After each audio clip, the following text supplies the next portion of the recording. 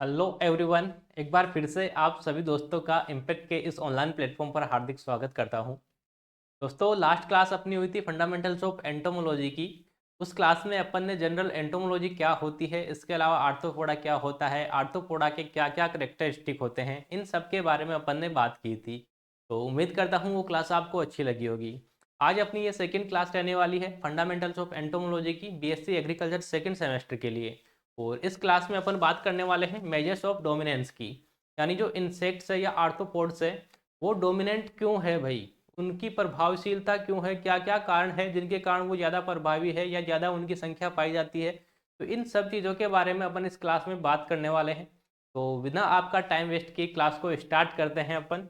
तो सबसे पहले अपन बात करेंगे इसमें मेजर्स ऑफ डोमिनेंस की, यानी जो प्रभावशीलता है उनकी, उसके क्या क्या कारण है भाई, क्या क्या मेजर्स है जिनसे अपन उसको नाप सकते हैं, उसको मेजर कर सकते हैं, अपन बता सकते हैं कि इन इन कारणों के कारण ये ज़्यादा है भाई। तो सबसे पहला है मोर नंबर ऑफ स्पीसीज। जो आर्थ्रोपोड से इनके अंदर बहुत सारी स्पीसीज आती है, जिसके कारण अलग अलग स्पीसीज है, तो अलग अलग स्पीसीज के अंदर भी बहुत सारे जो अपन कह सकते हैं इंसेक्ट्स हैं वो पाए जाते हैं, जिसके कारण अधिक संख्या में इनकी प्रजातियां हैं, जिनके कारण ये डोमिनेंट है, जिनके कारण ये प्रभावी होते हैं। के अलावा अपन बात करें second, large number of individuals in a single species. अब इसकी जो एक स्पीसीज रहने वाली है, एक प्रजाति जो रहने वाली है, उसमें बहुत अधिक संख्या के अंदर आपको देखने को मिलेगी, संख्या इनकी ज़्यादा रहती है, स्पीसीज इनकी एक होगी लेकिन संख्या उसके अंदर बहुत रहने वाली है। जैसे अपन अगर अपन बात करें अपने अदर एनिमल्स की, अपन बात करें जैसे गाय की बात करें, भेड़ की बात करें, तो उनकी संख्या है वो लिमिटेड होती है। स्पीसीज है उनकी एक है लेकिन संख्या उसकी लिमिटेड होगी, लेकिन इनकी स्पीसीज है सिंगल स्पीसीज के अंदर भी। पहली बात तो ये हो गई कि इनकी स्पीसीज ही बहुत ज़्यादा है। इसके अलावा सेकंड बात हो गई कि एक जो स्पीसीज है उसके अंदर संख्या है वो बहुत ज़्यादा अपने को देखने को मिलती है। तो ज़्यादा संख्या होगी तो सिंपल सी बात है, वो तो डोमिनेंट होने वाला है भाई। जैसे अपन बात करें लोकस्ट स्वार्म की, टिड्डी का जो दल होता है उसमें हजारों की संख्या में है वो टिड्डियां पाई जाती है, यानी एक प्रजाति में व्यक्तियों की बड़ी संख्या है। उदाहरण के रूप में अपन बात करें तो टिड्डी का दल। इसके अलावा क्यों डोमिनेंट है, कैसे अपन मेजर्स कर सकते हैं, तो वो अपन देख सकते हैं ग्रेट वेराइटी ऑफ हैबिटेट्स, यानी आवासों की महान विविधता, अलग अलग टाइप के जो आवास है उनमें ये आसानी से रह लेते हैं भाई। स्पेशल इनको कोई आवास है वो नहीं चाहिए होता है। इसके अलावा लॉन्ग जियोलॉजिकल हिस्ट्री, लंबा भूवैज्ञानिक इतिहास। फर्स्ट क्लास में अपन ने डिस्कस किया था कि इंसेक्ट्स है जो आर्थ्रोपोड्स है वो बहुत ही पुराने टाइम से चलते आ रहे हैं, मनुष्य तो उसके बाद में आया है। तो ये जो इतिहास है इनका लंबा भूवैज्ञानिक इतिहास है, जिसके कारण ये हर प्रकार के क्लाइमेट में एडॉप्ट हो चुके हैं, हर प्रकार के वातावरण में ये आसानी से रह सकते हैं। तो ये सारे रीजन मेन रीजन है जिनके कारण ये डोमिनेंट है, जिनके कारण अपन इसका पता लगा सकते हैं कि इनकी डोमिनेंस है वो क्यों होती है। इसके अलावा अदर फैक्टर्स अगर अपन देखें, उससे पहले मैं आप लोगों को बता दूं कि बीएससी एग्रीकल्चर सेकंड सेमेस्टर की क्लास से इम्पैक्ट ने स्टार्ट कर दी है। तो ये जो कंप्लीट कोर्स है वो आपको मात्र 999 में मिलने वाला है। तो यदि आप इस कोर्स को ज्वाइन करना चाहते हो तो प्ले स्टोर से आपको impact education hub application download करना है और कोर्स को ज्वाइन कर सकते हो। तो अपन बात करते हैं रीजन फॉर डोमिनेंस की प्रभावी होने के क्या क्या मेन कारण है, क्या क्या रीजन है, उसकी अपन बात करते हैं। There are several structural and morphological and physiological factor responsible for insect dominance. जो कीट है उसकी प्रभावीशीलता या डोमिनेंट होने के कई कारण है। जैसे कि हो सकता है उसकी स्ट्रक्चर, उसकी बनावट किस प्रकार की है, तो वो भी एक रीजन है। इसके अलावा मोर्फोलॉजिकल है, के अलावा फिजियोलॉजिकल है। तो ये सारे कारण हैं, उनके बारे में अपन डिटेल से बात करने वाले हैं। तो सबसे पहले है कैपेसिटी फॉर फ्लाइट, यानी इसके अंदर उड़ान की क्षमता पाई जाती है, आसानी से उड़ के एक स्थान से दूसरे स्थान पे जा सकता है। जैसे ही आपको पता चला कि यहाँ पे इंसेक्ट्स है और आप उनको खत्म करना चाहते हो, तो जैसे ही उनको भनक लगी आराम से उड़ के एक स्थान से दूसरे स्थान पे वो जा सकते हैं। तो मेन रीजन ये हो गया इसका। पहला जो रीजन है वो है कैपेसिटी फॉर फ्लाइट, यानी उड़ के कम समय के अंदर दूसरे स्थान पे ये जा सकते हैं। सेकेंड अपन बात करते हैं मोर एडेप्टेबिलिटी एंड यूनिवर्सलिटी, यानी आसानी से ये दूसरे क्लाइमेट के अंदर भी एडॉप्ट हो जाते हैं। जहाँ दूसरी जगह पे ये जाएंगे वहाँ आसानी से भाई आराम से ये रहने वाले हैं, इनको कोई टेंशन वहाँ नहीं रहने वाली है। यानी हर प्रकार के क्लाइमेट के अंदर ये जो इंसेक्ट है वो आसानी से एडॉप्ट हो सकते हैं। थर्ड अपन बात करते हैं स्मॉलर साइज। इनका जो आकार होता है, साइज होता है, आप सभी ने देखा होगा इंसेक्ट है वो बहुत ही छोटे होते हैं, साइज इनकी बहुत ही छोटी होती है। ऐसे तो नहीं कि गाय भैंस के बराबर आपको साइज देखने को मिलेगी। तो कम साइज के कारण ये आसानी से रह लेते हैं, कम इनको स्पेस चाहिए होता है और कम जगह के अंदर ये ज़्यादा संख्या में रह सकते हैं। तो ये भी इसका एक रीजन है, smaller size. Majority of insects are small in their size, conferring the following physiological and ecological advantage। इससे इसको क्या होता है, फिजियोलॉजिकल और इकोलॉजिकल एडवांटेज है वो आसानी से मिल जाता है। छोटा आकार होता है, अधिकांश कीट छोटे आकार के होते हैं जो निम्नलिखित शारीरिक और पारिस्थितिक लाभ प्रदान करते हैं। अब कौन कौन सा लाभ प्रदान करेंगे भाई छोटे होने के कारण? इसमें है प्रेजेंस ऑफ एक्सोस्केलेटन। एक अपन ने अभी जो अपनी लास्ट क्लास हुई थी उसमें भी अपन ने डिस्कस किया था कि जो इंसेक्ट्स होते हैं, कीट जो होते हैं, उनका जो बाह्य कंकाल होता है वो काइटिन है उसका बना होता है। और काइटिन है वो एक बिल्कुल सिंपल परत होती है, तो ना तो उसके अंदर वजन होता है, और वजन उसके अंदर कम होता है तो वो लाइट वेट हो गया। तो आसानी से जो इंसेक्ट है वो आसानी से एक स्थान से दूसरे स्थान पे जा सकता है। Insect body is covered with a outer cuticle called as exoskeleton। अब एक्सोस्केलेटन की डेफिनेशन आपसे एग्जाम में पूछी जा सकती है कि एक्सोस्केलेटन है वो क्या होता है।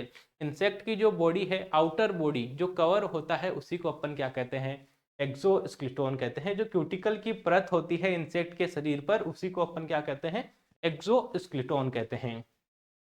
विच is made up of cuticular protein called as chitin. जो किसकी बनी होती है, काइटिन की बनी होती है। क्यूटिकल प्रोटीन है काइटिन जिससे वो बनी होती है।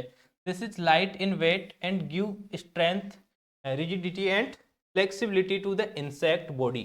अब ये जो काइटिन की परत जो होती है वो बिल्कुल हल्की होती है, वजन इसका हल्का होता है, और ये हल्की होने के कारण जो इंसेक्ट है उसके शरीर को एक तो ताकत प्रदान करती है, कठोरता प्रदान करती है और लचीलापन प्रदान करती है। तो जिसके कारण इंसेक्ट है वो डोमिनेंट हो जाता है, यानी ज़्यादा संख्या उसकी रहेगी, बहुत ही कम संख्या के अंदर वो मरने वाले हैं। तो ये इसका रीजन है भाई।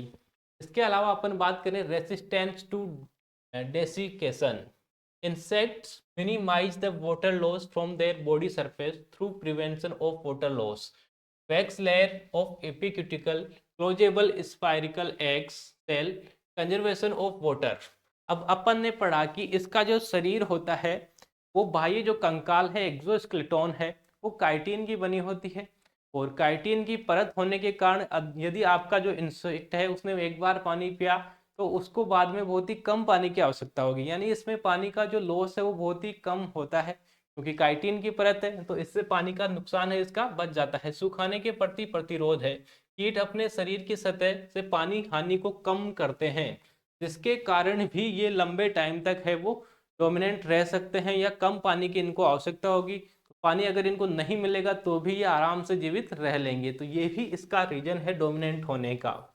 इसके अलावा ट्रेकियल सिस्टम ऑफ रेस्पायरेशन। जो इंसेक्ट है, अब ये चीज आपको ध्यान रखनी है, इंसेक्ट जो है उसके अंदर रेस्पायरेशन है, श्वसन है, वो किससे होता है भाई, ट्रेकियल सिस्टम से। रेस्पायरेशन के लिए कौन सा ऑर्गन इसमें काम करता है, ट्रेकिया। तो ट्रेकियल सिस्टम है जिसके थ्रू इंसेक्ट के अंदर श्वसन होता है, रेस्पायरेशन होता है। This ensure direct transfer of adequate oxygen to actively breathing tissues. जो भी टिश्यूज है, सक्रिय जो रूप से सांस लेने वाले जो उत्तक है, उनको पर्याप्त मात्रा में ये ट्रेकियल सिस्टम है वो ऑक्सीजन प्रोवाइड करवाता है। Spiracles through their closing mechanism admit air and restrict water loss. श्वसन छिद्र अपने बंद करने वाले तंत्र के माध्यम से हवा को प्रवेश करने देते हैं और पानी की हानि को प्रतिबंधित करते हैं। इससे भी क्या होता है, ट्रेकियल सिस्टम से भी जो पानी का जो लॉस हो रहा है वो कम हो जाता है। इससे अगर रेस्पायरेशन हो रहा है तो पानी का लॉस है वो कम हो जाता है। तो इससे जो इंसेक्ट है वो आसानी से जीवित रह सकते हैं, लंबे टाइम तक जीवित रह सकते हैं।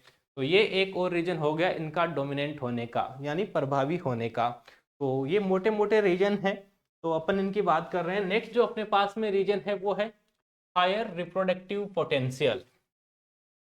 अब जो आपका इंसेक्ट है वो ऐसे तो नहीं है कि गाय भैंस की तरह एक बार में एक ही बच्चा देने वाला है।